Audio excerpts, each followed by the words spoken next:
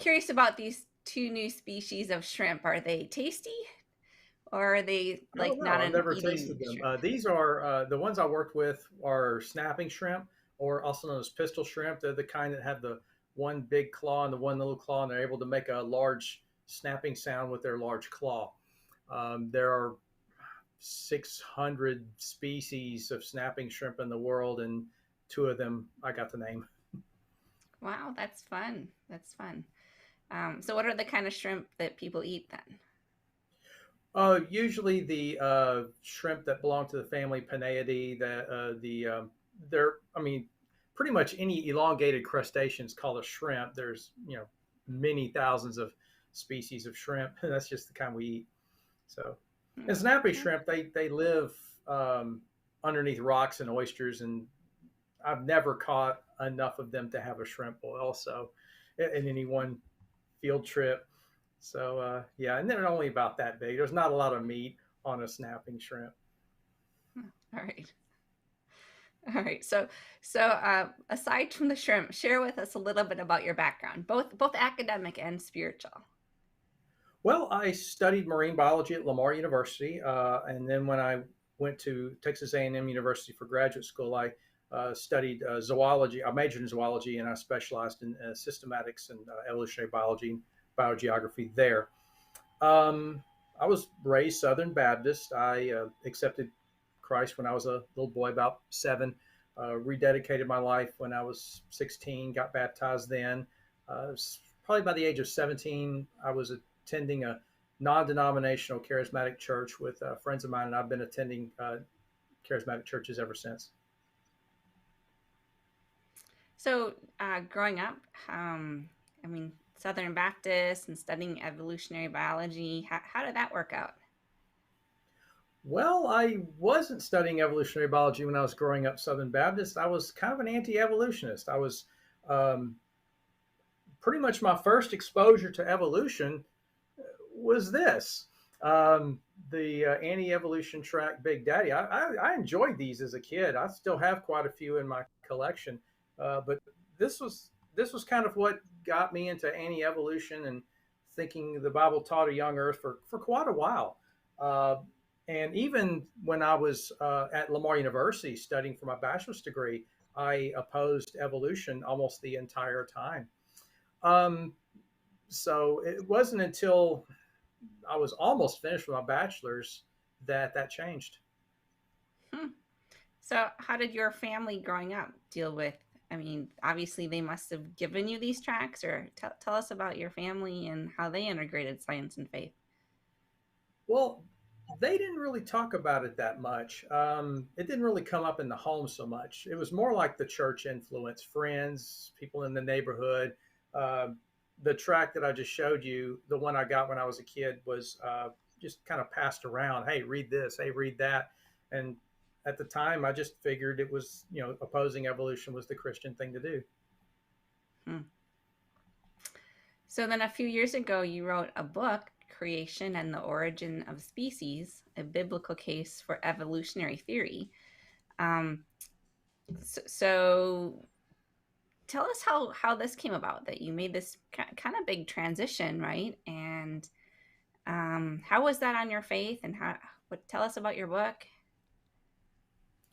Well, the book is a reflection of my journey. And um, basically, I was raised young Earth, or I kind of, that was my influence. And when I was in college, I took geology, and my transition from young Earth to old Earth was pretty seamless when I saw the evidence for geology. And I just said, well, okay, the Bible's got to be okay with it since the evidence of nature is okay with it. But I was pretty stubborn in my anti-evolutionism um, throughout those years anyway, uh, until my senior year of college, when I was in a class of vertebrate natural history, and there was a lecture on ring species of amphibians and how that can very easily lead to speciation and so forth, and that kind of got me thinking. Well, if biodiversity can happen at that level, then it could conceivably happen at any level. So I was in prayer that evening, and God prompted me to look at the words of Genesis, particularly 1:11, and you be over with a feather when I realized that the Genesis phrase after their kinds, which I was taught as a kid, ruled out any kind of evolution, doesn't do that at all. Because if organisms reproduce themselves, evolution by means of natural selection actually requires that. So because populations evolve, and because what allows populations to evolve is organisms reproducing themselves, then the Genesis phrase after their kinds cannot possibly be an anti-evolution statement. So that all happened to me kind of all at once. And I figured at that point, then for me to learn more about God's creation, I should study evolution. That's what I did in graduate school. And I learned a lot. I had a lot of unlearning to do as well. And even the book that I wrote, I had actually started in the 90s. The earlier version of the book, which I published actually in 2012, I rewrote in I published it in 2018. And part of the reason why is because the journey continues. There were some things in the earlier edition that were outdated. There were some things in the earlier edition that I had to rethink. What the earlier edition allowed me to do was it allowed me kind of be more open about it and interact with more people. And as I did that, I kind of picked up on some more things, and that led to this current edition. The cover was actually inspired by the anti-evolution movie A Matter of Faith, because there was that scene. Have you ever seen that movie? No, The one, anyway, there was a scene in there. It was actually part of the trailer where the evolutionist professor asked about the chicken and the egg, and then I realized, well, the answer to that question, which came first, the chicken or the egg, is neither. Both the chicken and the chicken egg came from the red jungle fowl from which the chicken was domesticated. This involves continuity of life. This involves differential reproductive success, which is exactly what happens with evolution. Well, we are streaming live to both Facebook and YouTube. So, folks, if you want to ask any questions, place them there, and we'll try and get to them. Doctor, it's a thrill to join the show. I'm curious, you brought up your book. Was the inspiration for your book the path that you had walked because you went through that transition during college and your own studies? Or was it more the reception you found, or the cool reception you found among Christians when it comes to evolutionary theory? I'm just wondering what I know it's very difficult to write a book. What put pen to paper for you? The first, what you just said, it was a journey. Until I had the first printing in 2012, I didn't really go into it a lot with other people. So there wasn't much reception for me to go on at that time.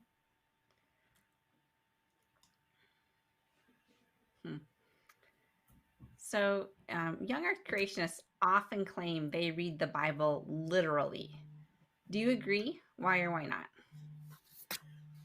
I don't agree, because there's so many places in the Bible that literally refute young earth creationism, or the main assumptions of young earth creationism. First, of course, is there is no scripture in the Bible that tells us that the Bible gives us the age of the earth. So the idea that it gives us an age is merely an assumption. It's not in there.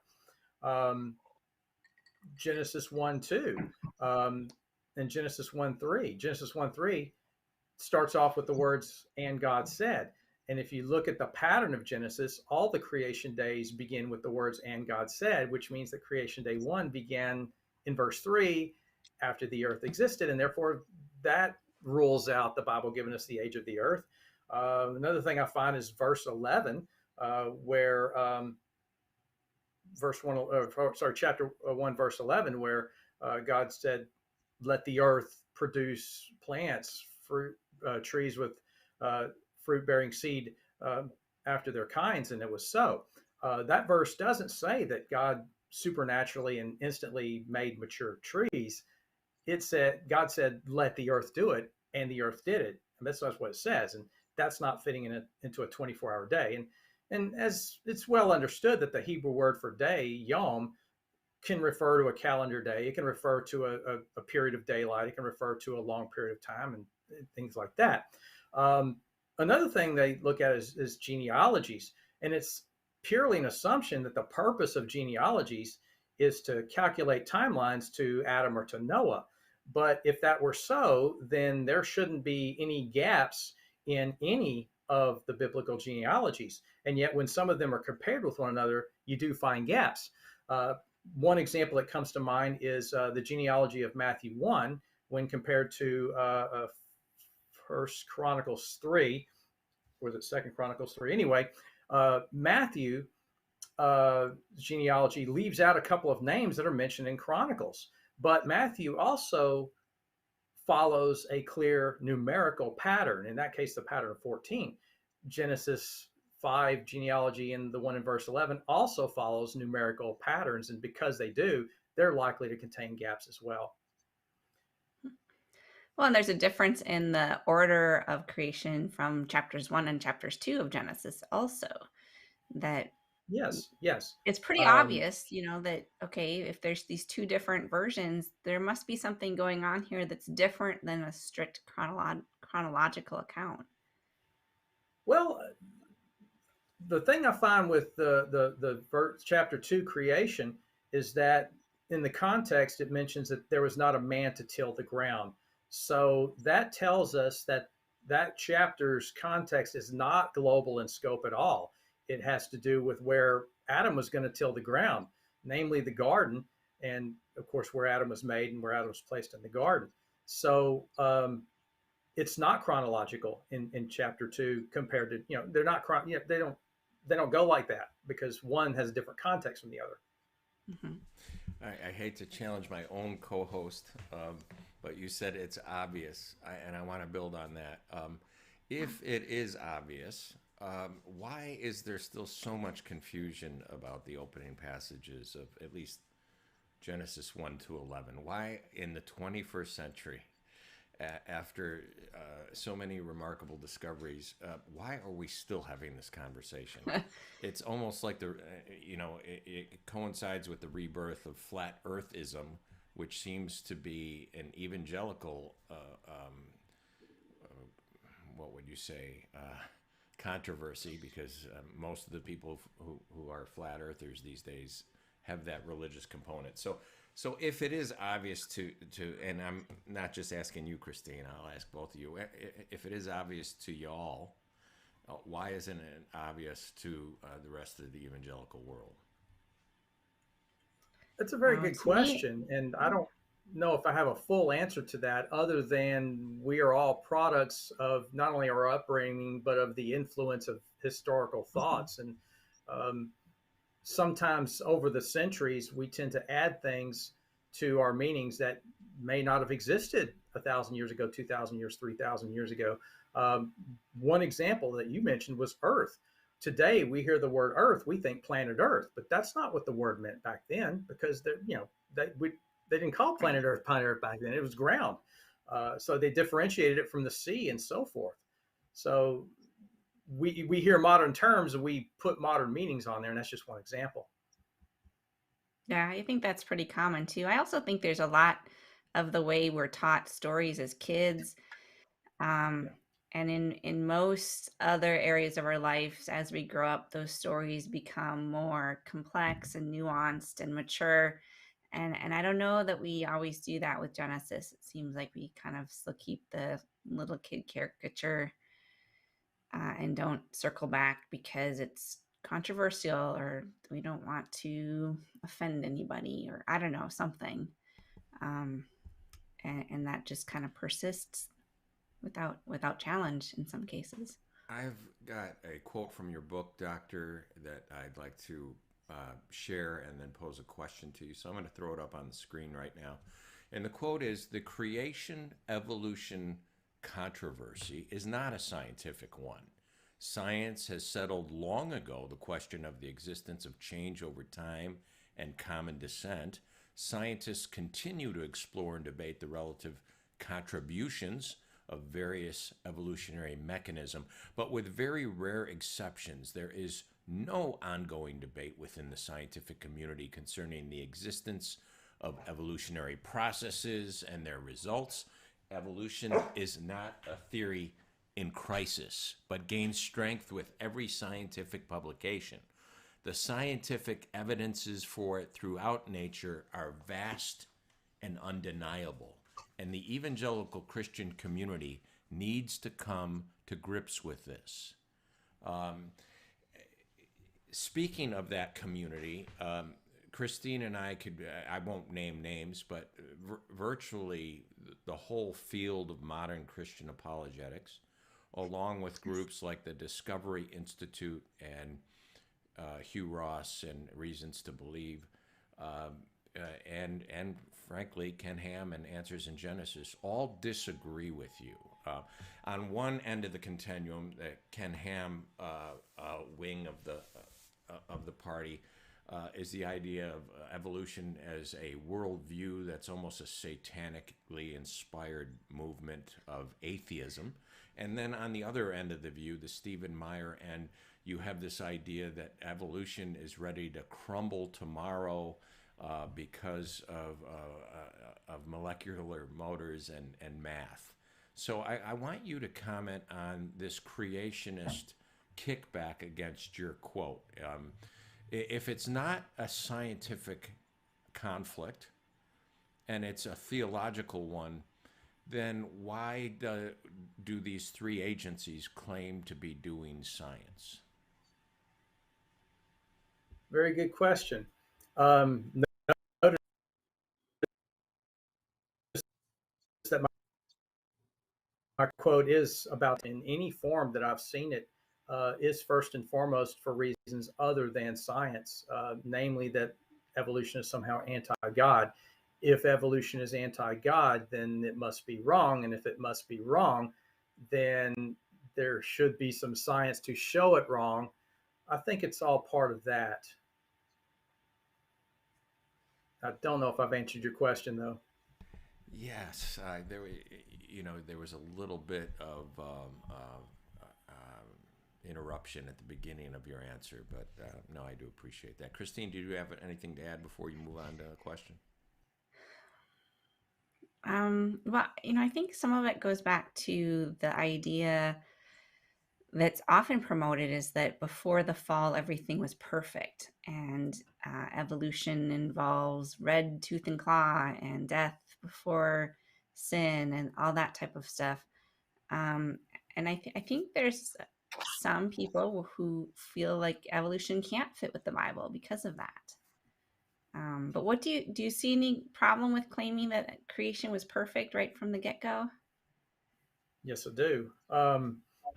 What you just described is not always been the history of church thought, and it's not always the thought of anti-evolutionism today. The idea of a perfect creation that changed significantly with the fall is almost confined to the young Earth school of thought, the young Earth creationism. But the problems that I see with it, in fact, they consider this a very treasured doctrine. If you go to any young Earth creationist site, they'll say this is a Bible issue, this is a gospel issue, and they'll bring up death before sin and things like that. So this doctrine that there was no biological death in the animal kingdom or in nature before the fall is itself an issue because one, it's not in the Bible. Two, it's actually contradicted by the Bible.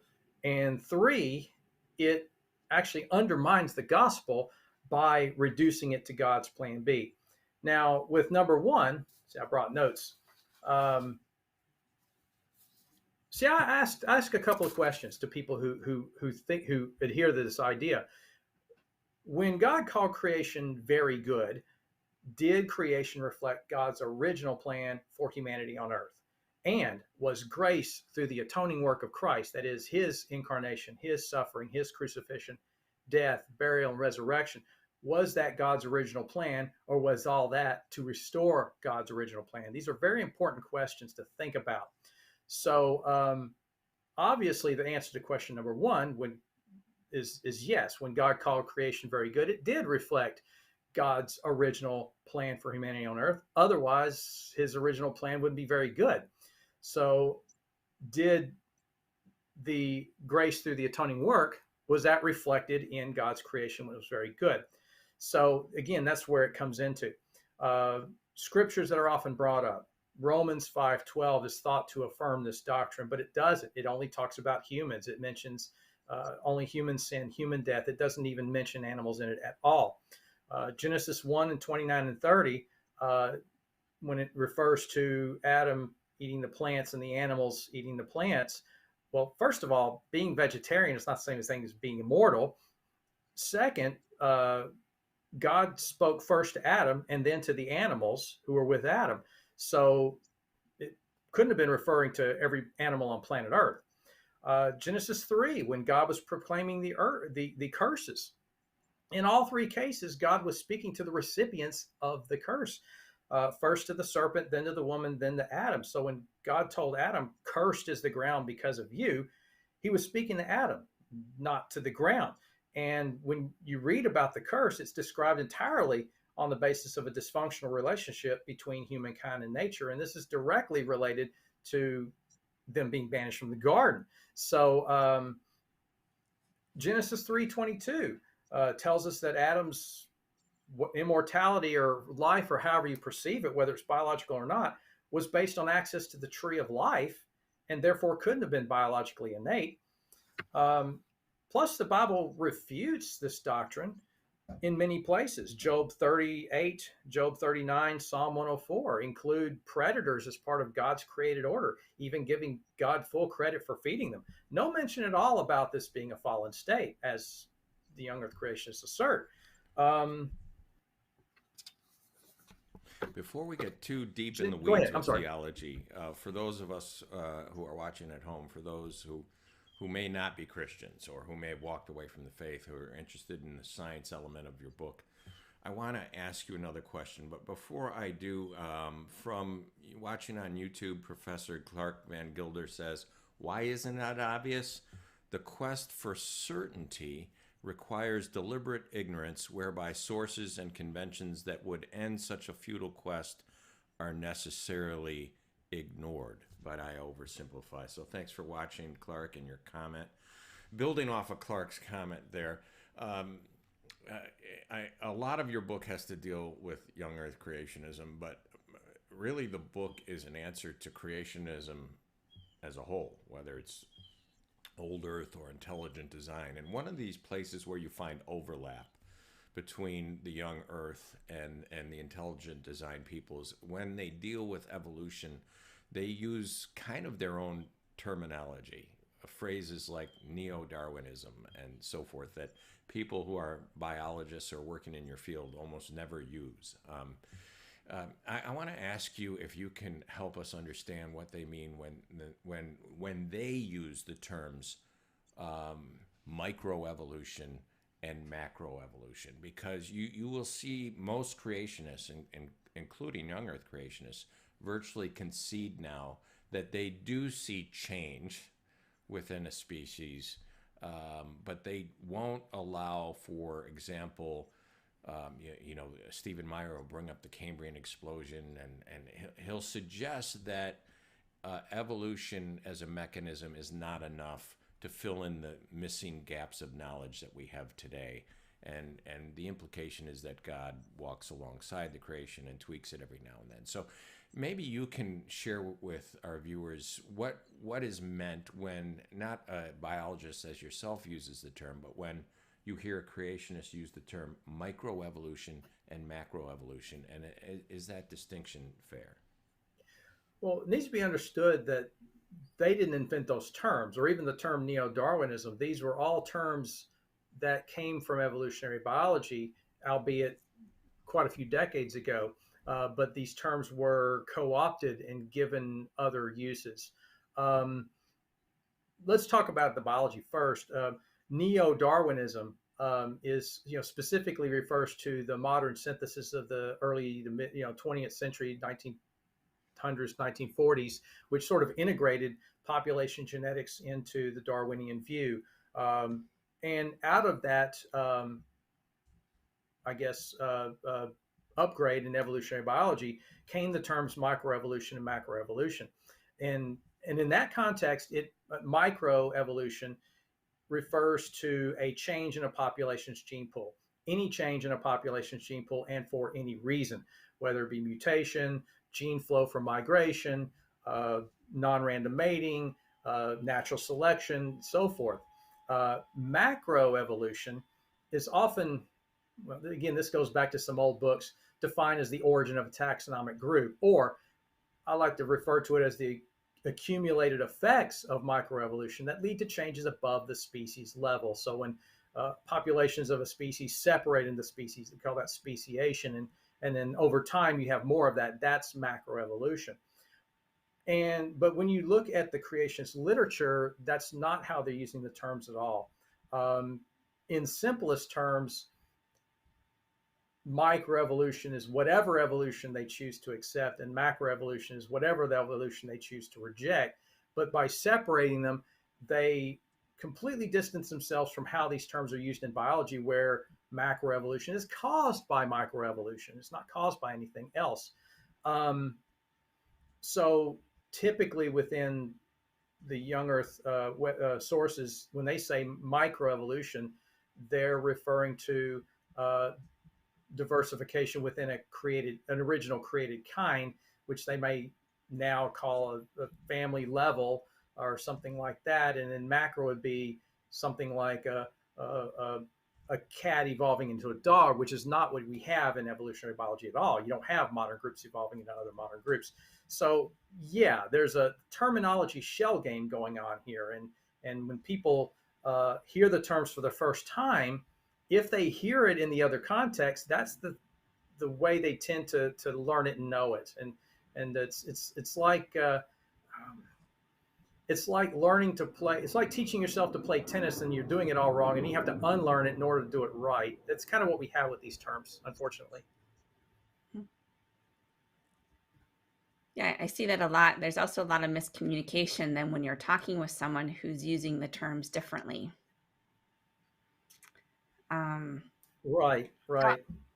Yeah. So, John, are you ready to move on? Did you have more? Yes,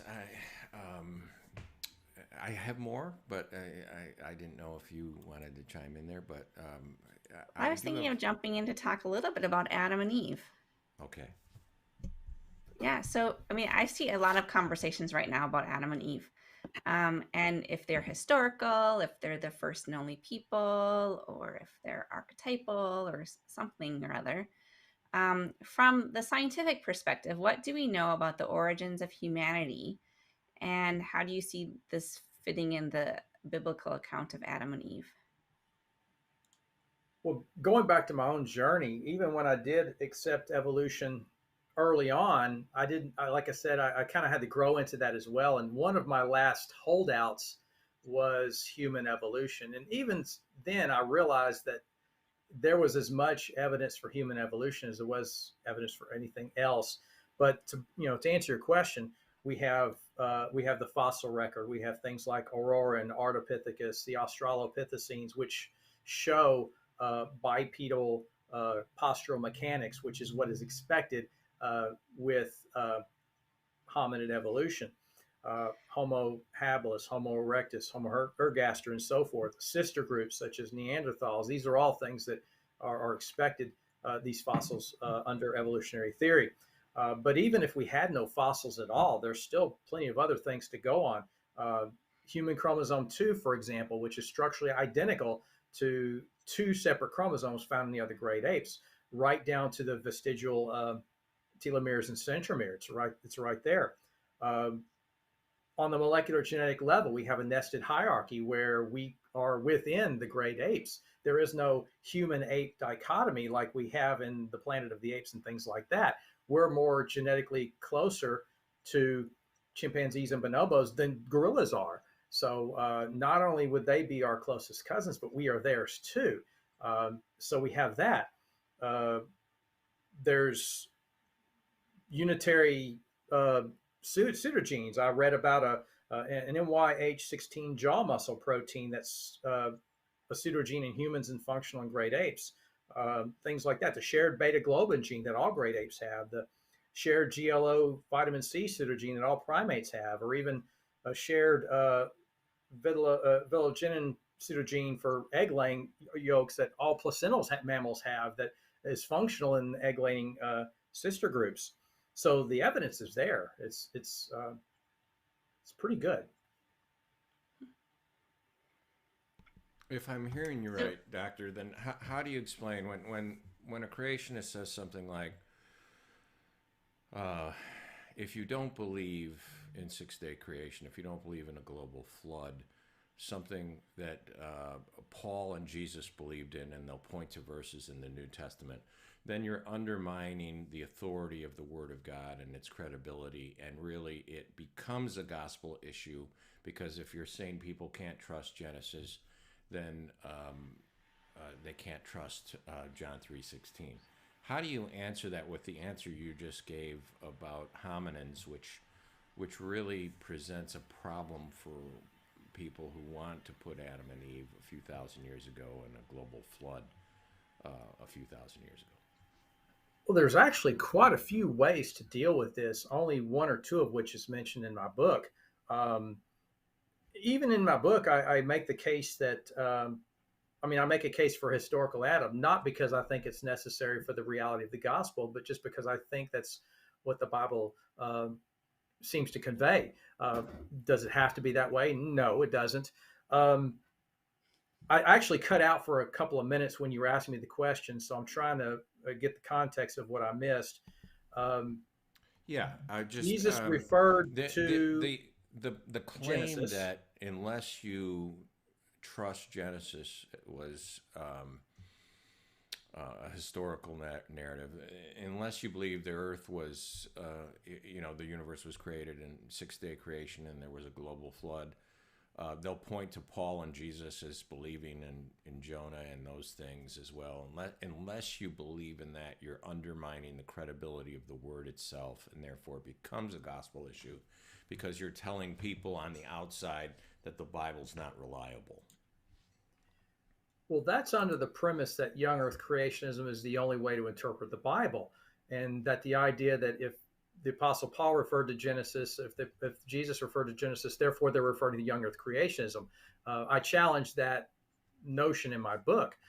Yes, Jesus did refer to Genesis. The Apostle Paul did refer to Genesis, but that doesn't necessarily make young earth creationism true. That doesn't necessarily make Noah's flood global.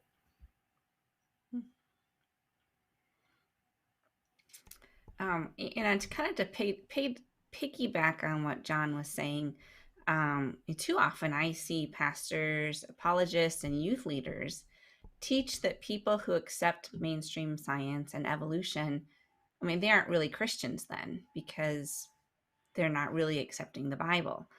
But doesn't this also mean that salvation, if they promote this idea, then salvation by grace through faith in Jesus isn't sufficient for salvation, really, if you also have to have a particular view on biology and geology?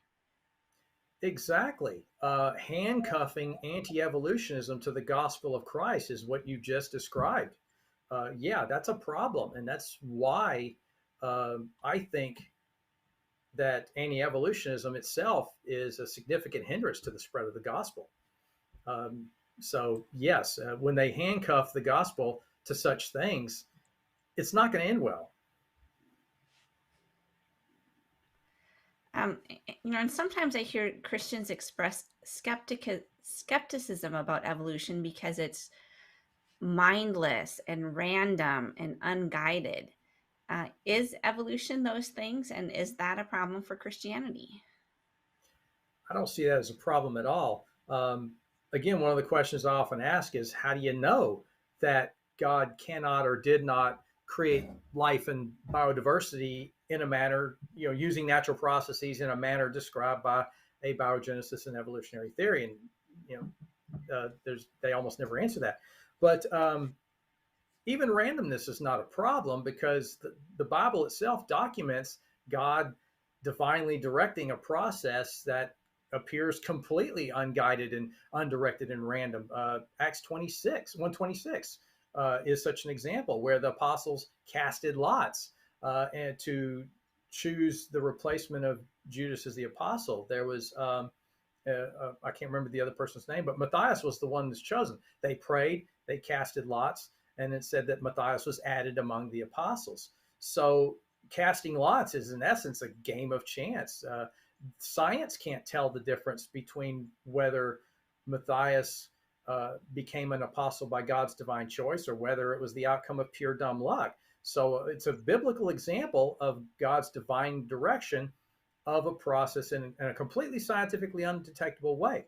Proverbs 16:33, the lot is cast into the lap, but its every decision is of the Lord. That's one clear example of why I think their objection to randomness is theologically flawed.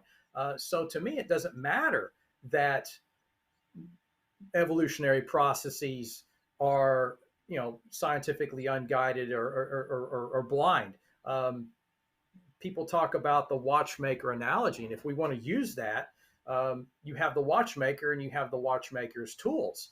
Now, it's the watchmaker making the watch using the tools, but the tools are just the tools. The tools themselves are blind. They could be used to make anything else besides that. So one of the things I put in my book, the watchmaker's tools may be blind, but the watchmaker is not. So to me, it's not a problem if the scientifically discovered processes do not have the scientific appearance of being divinely guided. I think such an expectation actually borders on scientism. I might have this question might be for the both of you, but part of what you're talking about right now is this stigma that evolution has in at least Christian circles in the West. It might be different in other places around the world, but at least here in the shadow of the Scopes trial and so forth, and the cultural war that we've seen, evolution is the third rail in Christian circles for some reason.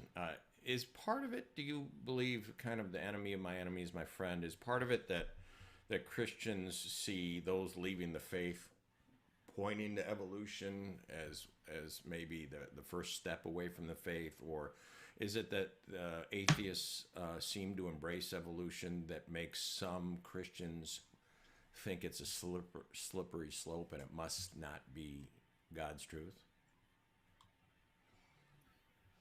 Well, you asked so many different things. I'm trying to get a handle on where to begin with this.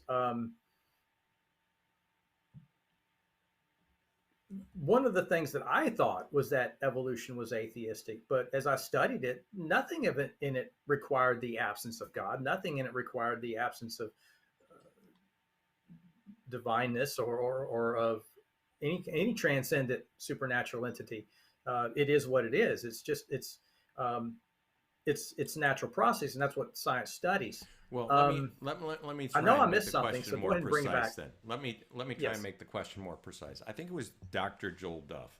Now, if I'm stealing somebody's glory, forgive me, but I think Dr. Joel Duff posted some research a few months back about the popularity of certain web pages and Instagram accounts, and the Young Earth Creation accounts dwarfed BioLogos and anything that related the faith to modern science. It was 10-1 the other way. So I'm going to put it on your doorstep then, Doctor, as a scientist and as a Christian. Has it been poor messaging from your side, from the side of modern science and scientists who accept Christianity, who believe in Christianity and accept evolution, who don't see a conflict in the faith? Why is it so pervasive to hate evolution and to group it with atheism in the Christian church in the West? Is it a messaging problem? I believe it is. We don't seem to be doing as good of a job in getting the message out. And that's exactly what your point is with Dr. Joel Duff's results. And really, Young Earth Creationism has really surged in popularity in the last 60 years, but even more so since the popularity of the use of the internet and social media and other things have kind of surfaced as well. And the rest of us, I guess, we just jumped into this a little late, and yeah, we do have some responsibility there.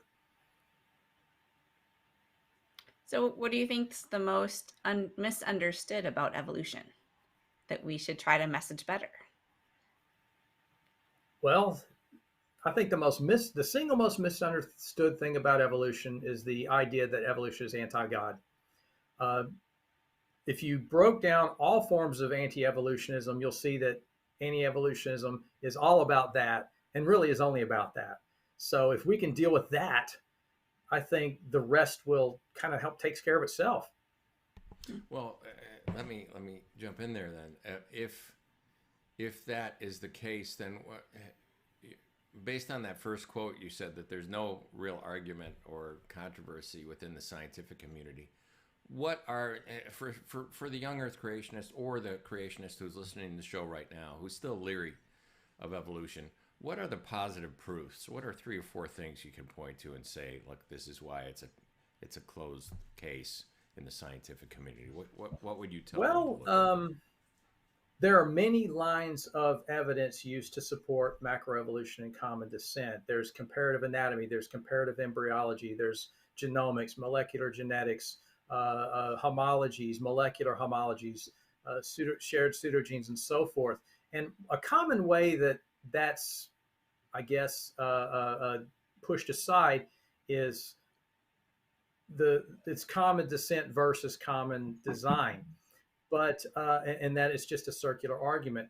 But the one line of evidence that this will not work with is biogeography, which is the study of what lives where and why, the distribution of living things.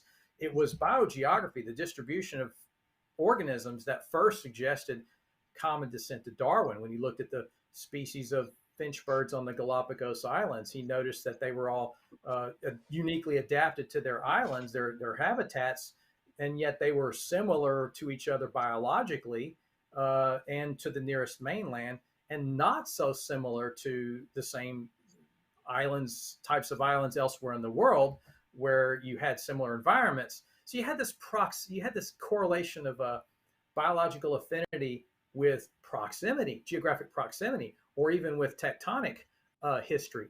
The same. See, most people will say, okay, they're just finches, no change in kind. So we're okay with them being related to each other from a common descent from an earlier finch because it's still a finch. But the very same patterns that yield, that reveal evolution on that scale are all over the world, and they also occur at much larger scales, such as the Gondwanan distribution of marsupials or the Gondwanan distribution of freshwater fishes of the order Therasiformes. So we have all these major groups showing these common patterns, and this biogeography is so compelling in revealing common descent that really there's no other viable explanation other than common descent, other than to say, okay, God individually created these things and deliberately put them in locations to give them the exact appearance of common descent. And to me, that throws God's character under the bus. This follow-up question may make you both butt shift in your chairs and uncomfortable, but if the case is so clear, as you say, and compelling in the scientific community, and if it's such an open and shut case as you make it sound, how do you account for the numerous scientists who support creationist arguments and who openly and vociferously continue to attack not just Darwin but evolutionary biology? Are they being deceitful, or how do you account for the scientists on the other side? Well, I think a good Kristine, you want to do portion that of first? those, yeah, I think a good portion of those aren't actually biologists. They might be experts in some field, but not in biology or evolutionary biology. So they're speaking outside of their expertise. And some, I think, just really, really want to believe it's false. They have such a theological commitment to something else. If you look at the National Center for Science Education, I think they say it's like 98 to 99% of research biologists I'm not going to let you off affirm that. I'm not evolution. going to let you It, off that easy. it's And really this is high. hard for me because you're a rocket scientist, and I'm going to hold you to something. I do not have to be a rocket scientist or an astronomer, do I, to believe that the Earth is not flat, to accept that. So I think you're letting them off a little bit easy by saying it's not their expertise. The vast majority of people who accept evolution are not biologists. Is that right? Yeah, well, that's true. Then that's Okay. fair. But you mentioned specifically about the scientists who are promoting an anti-evolutionist agenda. Right. So in that case, they're scientists, and those scientists generally it's not their field. There's But not do you think they vast And have numbers of enough? there's biologists also the Do you question as think to they why have they're enough doing it. scientific awareness to know that their Yeah, that's stance is true. thin? They should. Okay. They should. Doctor, do you want to jump in on that? Well, Kristine covered it very well. There's, the scientific, like there's this list of scientific descent from Darwinism, and if you look at that list, the question is actually quite vague. So a lot of people who sign that list claim, some of them, may have signed it not realizing why the list is there in the first place. Right. Many of them are not biologists and geologists, and some that are, they are some. The question then remains, why are they opposing it in the first place? Some of them really do admit that they believe evolution is anti-God and therefore has to be scientifically false. I think it would be commendable to admit such a thing if that's the reason you're doing it. Yeah, I can think of one young Earth creationist who openly admits that evolution is not a theory in crisis, but I reject it because of my reading of the Bible, Core Academy of Science. But Kristine, I know I've jumped in on your question, so I'm going to let you go. I know I wanted to get back to something you brought up, Doctor, unless Kristine goes there right now, and you brought up design. And I do think that, well, we may look, some corners of Christianity may look at young Earth creation as kind of the clown car or the kids' table at the wedding reception. Intelligent design is kind of creationism with a tuxedo. So they're given more respect. They probably are closer in some respects to accepting a lot of modern science that we'd agree upon, whether it's geology or astronomy. But when it comes to biology, they still seem to have that mental block. So I do want to get back into design, but Kristine, I cut you off, so go ahead, jump in. Well, okay, so I'll do a quick little follow up, and then we can jump to design, because I think another piece of evolution that's very misunderstood, and I think it has to do with the warped definition often promoted by young Earth creationists or anti-evolutionists around macroevolution. And it's the idea that evolution is one kind of animal turning into another kind, like dogs becoming cats or crocodiles becoming ducks. And that there should be a half crocodile, half duck. Right, like the transition in ancestor between. to the crocodile and duck should be a crocoduck. Right, right. I That's believe that kind of this idea.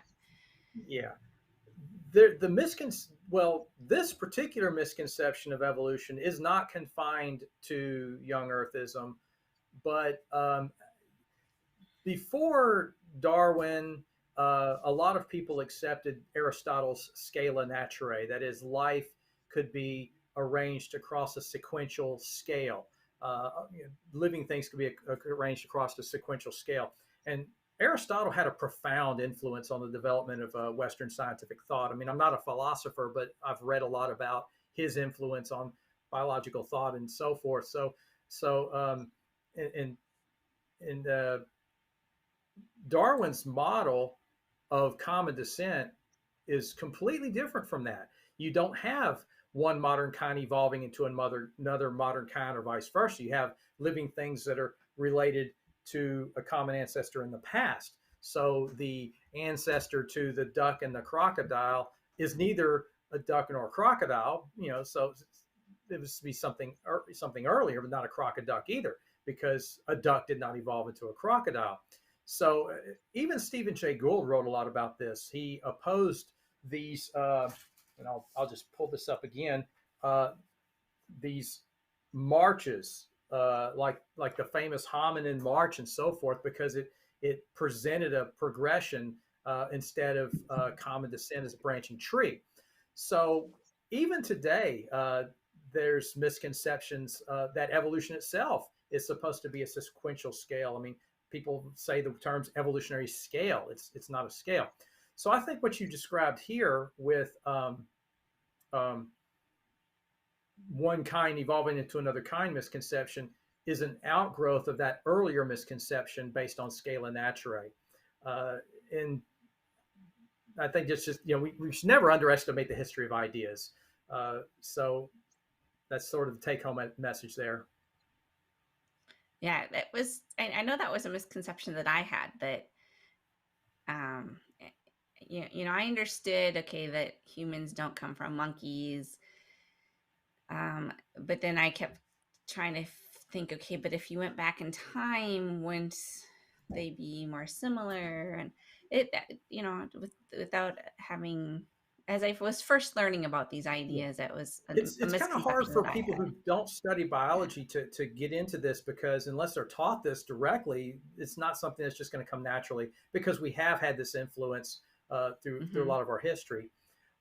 In my book, I gave an analogy of genealogy, like one of my great grandmother's maiden names was Kabler, and you could trace it back with several spellings to Kepler in Germany. So if you just portrayed Kepler to Kabler, it looks like a sequential scale, but it's not. You had other generations forming their lineages, some of which had name changes, some of which didn't. There are still Keplers today. There are still Cobblers today, things like that. I put that in there on purpose to kind of give a more familiar analogy to help understand the concept of common descent and to avoid that misconception. John, let's do your ID question. That was a good one. Well, I've got a few of them.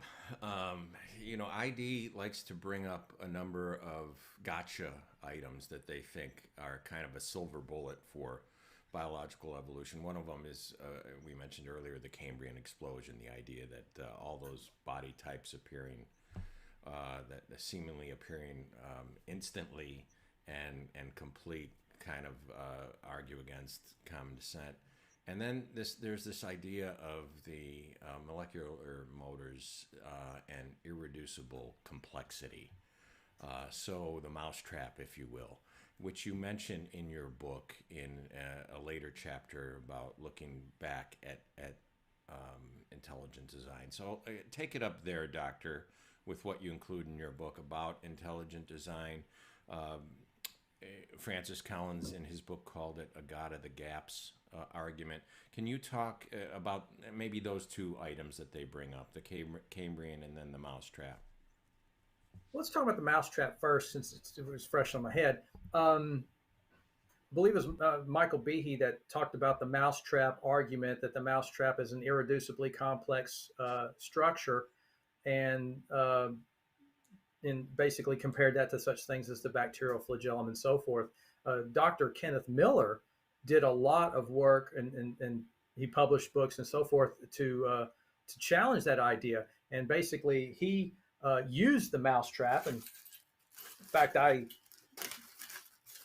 so here we have a mousetrap. And no, I did not anticipate you asking that question. I just had this out here just in case you would. So here you have a mousetrap, and it's fully functional as a mousetrap.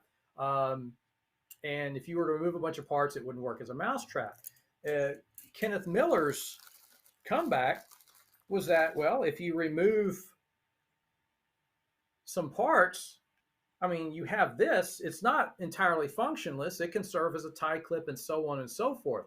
And so it's not irreducibly complex if the component parts can be co-opted into a more complex structure. And he did write a lot on how the bacterial flagellum is an example of that, how it's made of component parts, that those component parts have other functions, and that you have co-option evolving as a system.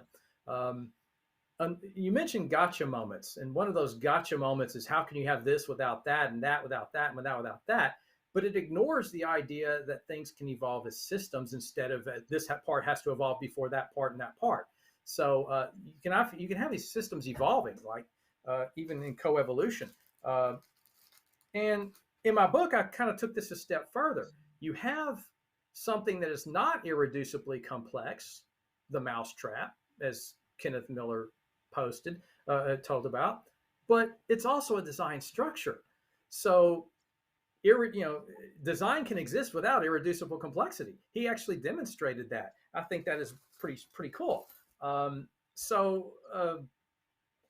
I remember hearing a podcast of Dr. Vincent Cassone debating Michael Behe on basically the same thing. And what Vincent Cassone did was he was former Texas A&M, by the way. I worked in his lab once.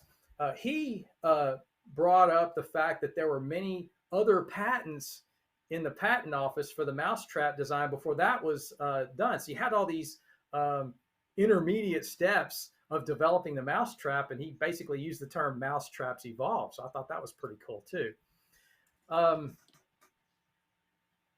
The other thing you brought up was the Cambrian explosion. But before I go there, anything else to add to what I just said? Kristine? Well, I'm going to throw out this, and maybe this is a separate question, but about information and how would you get new information in order to co-opt these parts to make something that a new function? Doesn't information always come from a mind? Well, first of all, I make no arguments against design itself. When we argue against intelligent design, we're actually arguing against one particular organization's version of it. I mean, everybody who believes that God is the creator believes in design one way or another. But here we're talking about a specific type. And one of their talking points is that you have to have new information. Where do you get the new information? Mutation does change the information, thereby making it new. And some mutations involve duplicating genes, and you have the original gene for its intended purpose, and then you have this other copy that's free to mutate and possibly be co-opted for another purpose. And again, if you have an evolving system, then you have the coevolution of these parts into a system. Dr. Miller can explain that much better than I can, since that's more of his area of expertise than mine, but that's essentially the gist of it.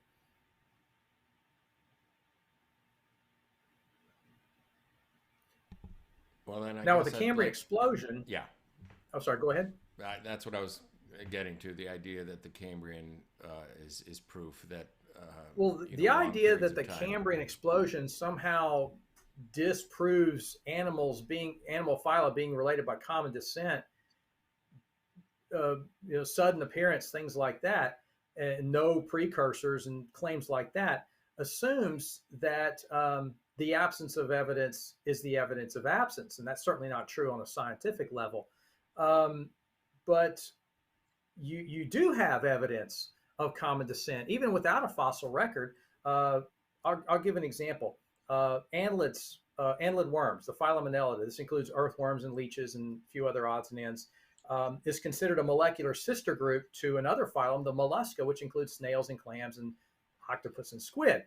They don't look much like anything.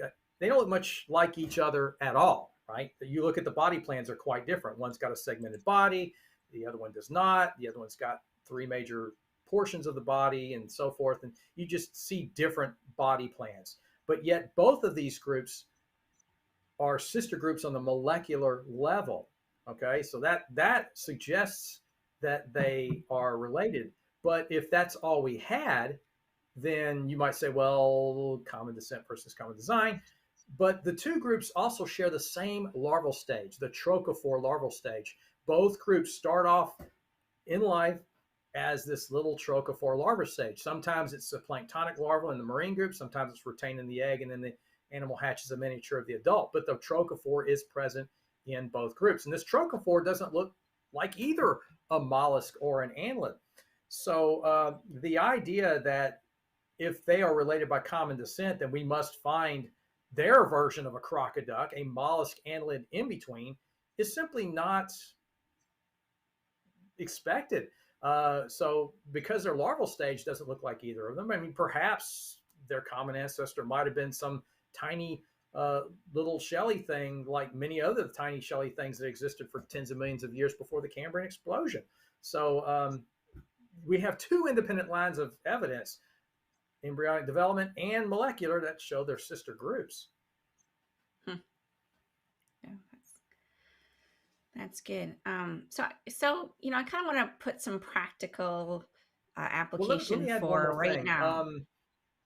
So I just lost my train of thought, but the idea that sudden appearance proves, the appeal to sudden appearance is really the appeal to the absence of evidence while ignoring the presence of evidence. And that's a common thing that's seen across anti-evolutionism in general. The appeal to absence of evidence while ignoring the presence of evidence. And that's not a scientific argument, no matter how sophisticated it's made to sound to appear. Yeah. And this is such a common view, especially among apologists. It seems like that so many of them are having these conferences with an anti-evolution message that's woven into many of the sessions. It's really unfortunate, especially right now where we're in this COVID pandemic, and many Christians have been told for years that science and scientists are not trustworthy, that they have some atheist agenda, that or maybe they're part of the government that's not trustworthy. And have you seen an impact from this type of mindset in how some Christians are approaching COVID-19? Unfortunately, yes, although it's more, I see it more like a Venn diagram. There's a lot of overlap, not necessarily that both have the same exact cause per se, but the distrust of science. Well, if evolution is atheistic and evolution must be wrong, then therefore the scientists are wrong about that and about this and about the other. And somehow it spilled into this particular issue. And I'm still trying to get my head around it as to why this is still, why is there so much backlash against the COVID vaccine when we have a long history of success of vaccines? We see it, but we're perplexed by it. And therefore it's kind of hard for us to counteract that. There is a distrust, and it seems to kind of overlap a number of things, and how somehow it spilled into this one too. Well, I'm going to speak for the frustrated atheist right now who's watching this at home, and it's not a mystery to him or her, doctor, why Christians or evangelicals are rejecting masks and the vaccine. Because they've rejected modern science, they don't trust government or journalism, and they believe in kind of this worldwide conspiracy that is under the wings of Satan or something. But so let me ask you this question: you've talked for almost an hour now about this controversy that's really kind of in the family, right, within the Christian circle. And it is, if it's not a rejection of modern science, in some cases it's an acceptance of pseudoscience.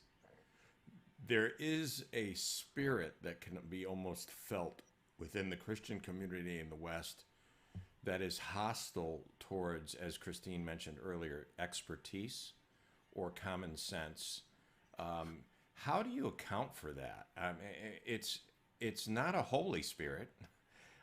So how do you account for so much confusion? Because my atheist friend at home who's watching this right now is thinking the way you account for it is because they believe in something that's not true, and they believe in something that's ancient, and we've moved on from that, and that's why so many atheists accept modern science and so many Christians are digging in and even going backwards towards flat earthism or something. What do you say to colleagues and this atheist at home who's watching who says, it's no mystery to me why it's evangelical Christians who are fighting masks and vaccines and who don't believe in global warming?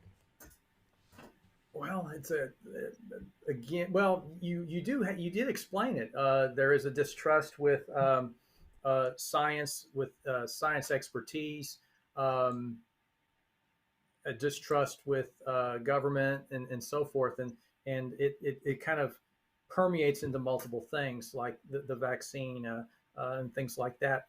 But I can empathize with your friend because he can see this and say, what's going on? What is wrong? And many of us in the church are asking the same question: what is wrong? Why are so many among us fighting something that is obviously helpful, that can save lives, that can help stop this pandemic? The way through this is through immunity, and there's two ways to achieve it. One is to get sick and possibly die, and the other is to be vaccinated. But it's selective. The anti-science is selective. Many of the people who are against this particular vaccine are not necessarily against all vaccines. It's like this one's singled out for some apparent reason. There are some, but I think you're right. It is based on that root of distrust and so forth. And I'm not sure I adequately answered your question. So I've heard that COVID-19 comes from the SARS-CoV-2 virus, which originated in an animal and has now spread from humans to other animals as well. I hear there's a bunch of deer that have COVID. And now we have like this Omicron variant that's popping up in a number of states. So, what is the risk of this kind of spread back and forth and mutations, and what's our best option to reduce this kind of spread? Can we vaccinate animals too? With any virus, there's risk of mutation. There's risk of something jumping from one species to another. I mean, that's always there. And even with COVID, mutation and other strains is something that is not unexpected. I'm not an expert on this field, but so I can just speak in general biological terms. The way to deal with this is, again, develop the vaccines, use the vaccines, get vaccinated. There are people who have medical reasons not, but that's not most of us.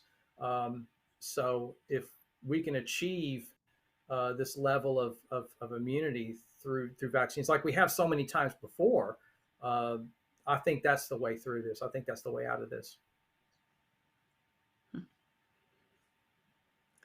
So, what's your advice to, let's say we have some kind of church leader watching, an elder or a pastor or a youth leader, or what's your advice to them, regarding science and faith, and particularly during this COVID pandemic, that they should bring back to their church as a leader? What would you say to them? Start by buying the book, right? That'd be nice. But well, we have been talking about this. There's misconceptions out there. There's a lot of misinformation out there. There's a lot of good information out there, and not everybody is trained in these fields, and they're just hearing about this stuff from the rest of us. So as far as advice, it's okay to not have everything figured out when it comes to how evolution fits into this, or how that COVID fits into that. We don't, to the layperson, it's okay to not have everything figured out. There's a lot of good resources out there. There's also a lot of misinformation out there. This is the internet. 1 Thessalonians 5:21 basically says, test everything and hold on to the good. So that's my advice. You don't have to have everything. It's okay to not know it all right away. Learn about it. Go through the resources. There's a lot of good things out there. There's a lot of good resources out there on how evolution goes with faith, and there's a lot of different views, and that's fine. That's great. Look into these things. There's a lot of information on COVID. There's a lot of information on infectious disease, even more now than ever. It's all out there now. It's incredible. So test everything, hold on to the good is probably a simple take-home message to it. Okay, so I'm going to push back on that just a little bit because there is a lot of information and a lot of misinformation, and someone who is just a layperson or not trained, you just tell them go look into it. Well, where do they go? Right? If Right. you go to the internet and you Google creationism, you Google That's true. You evolution, Google genetically mod, you how do Google you GMO, and you'll find identify? all kinds of things. Yeah. So what are some Well, that's a tough resources that one. That's a tough you one. And recommend? as an educator, I deal with this a lot as well. How do people sift through the misinformation? What are good sources? What are not good sources? Well, I mean, it's no guarantee, but credentialed experts are generally good sources of information. Sources that don't have conflicts of interest, sources that don't have something to sell, things like that. So understanding that the difference between primary and secondary sources. Primary sources are the research themselves. Secondary sources are just articles written about the primary sources, which may or may not get everything right about them. Sometimes headlines themselves can be misleading. It's a really tough thing to deal with nowadays because we live in the age of information. We live in the age of misinformation. We have both to the degree that we've never seen it before. Well, you know, yeah. I've got a text from an atheist friend of mine commenting on the last few comments, and he said Christians rejecting vaccines is the Darwin Awards. So that wasn't very generous, my friend, but I think you found some agreement with God, and here's what I mean by that. I think there are some generations who can't be fixed or healed, and that's why God allowed a generation to die in the wilderness. And the suggestion there was kind of like there was no hope for them. I'm not saying there's no hope for individuals to get out of Plato's cave and to embrace truth. I think there is, and there's a lot of good resources out there. The problem, Kristine, is it's not about information at that point. As the famous philosopher said, you can't reason somebody out of something, a position they haven't reasoned themselves into. So I think there's an emotional attachment to certain things that information or education can't fix. I think Julia Galef has gotten into this in her book about motivated reasoning and the difference between the soldier and the scout concept. And so while I'm pessimistic towards the older generation, my generation and older, I'm very optimistic for the younger generation who seems to be fine with modern science and still being able to worship a creator God and celebrate Jesus. So I don't know that we can fix everything. I'm not sure that generation doesn't just have to die in the wilderness, especially when it comes to the apologists. I don't see those apologists giving up their work. They know they won't be invited to churches if they don't do what they're doing. I would just appreciate them not talking about evolution at all, but the fact that they attack it, I think, is what you saw with conservative talk show hosts during the Trump era. At first they were against Trump, and then when they realized 80% of their listeners were for Trump, all of a sudden they changed. And I don't see these apologists. Who was it who said it's hard to convince a man that he's wrong when his paycheck depends on him being wrong? I do think that You have a point. There is an entrenched ignorance in some corners of our family, and I don't. Yeah, I think think it's that's a gonna big change. factor in churches right now with not promoting, some churches not promoting masks and vaccines, and they don't want to lose the money. Yeah. Well, I think Right. one of the fixes is this show and your book, Doctor, and the idea. I know for me, because I don't want to seem like I've always been on top of Mount Olympus or something. I don't consider myself there now. I'm still learning every day, but I've come out of that world. I literally, as Kristine knows this, I've had every position when it comes to creation.